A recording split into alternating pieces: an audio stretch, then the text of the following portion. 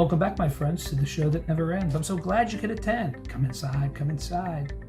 Little tip of the hat to ELP, Carnival number 9. For you young ones who aren't familiar with that, go look them up. Killer band from the 70s.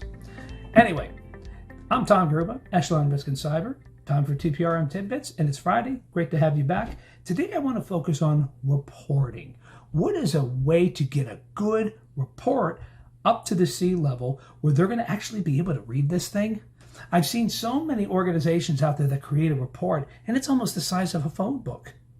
Phone book. If you don't know what that is, go look it up. So you want to be able to cut down, and you should make your reports no bigger than 2 to 3 pages. Think of what those C-level executives have, or even those senior level people within a business unit have. They got so many things crossing their desk. They're in meetings all day long. They're going over strategy and other technical components with the business unit. You want to give them something that they could really quickly read and understand, and ultimately, if they have to sign off on a particular vendor, you give them that ability to do it without having to go through 20, 30 pages. Trust me, I've seen some reports like that. So, what should be in this executive summary report? First off, start off with the conclusion. Yes, you heard that right. Don't put the conclusion at the bottom, put the conclusion at the top. Go back to your days in college. When you got your paper back, when you got your test back, what did you want to see? What the score was. Did I pass it, yes or no? So you want to let the business unit or the C-level executive who's got to review the rest of the report, am I permitted, are we permitted to use this particular vendor, yes or no? So start with your conclusion. Approved. Maybe it was approved with contingencies, you had some observations, or maybe you denied it. Okay? Other things to put in there. Documentation requirements. If they're getting health information, did they have a business associate agreement? If they're getting PCI data, do they happen to have their PCI certification? Did you have to get an AOC or an ROC?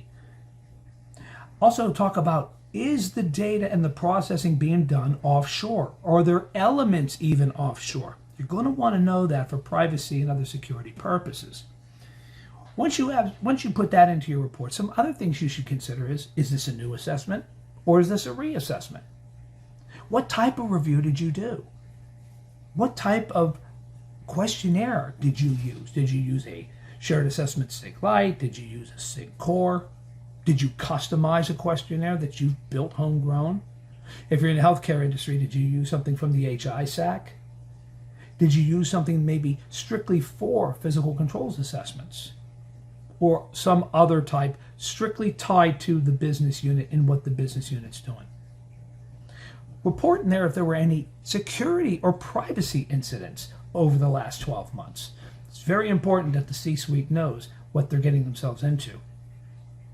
Share with them the data elements that are involved. Okay?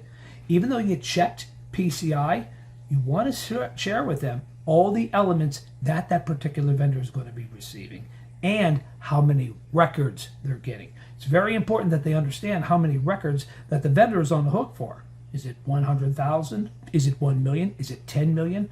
It's a big difference in understanding what is going to the particular vendor and where. Also want you to talk about the vendor background. What are they doing for you? What is the scope of work? How does this all tie in? So I want you to be able to put that information into your report as well. Finally, when you get to the report, to the end of the report here, describe if you found or had any issues or observations.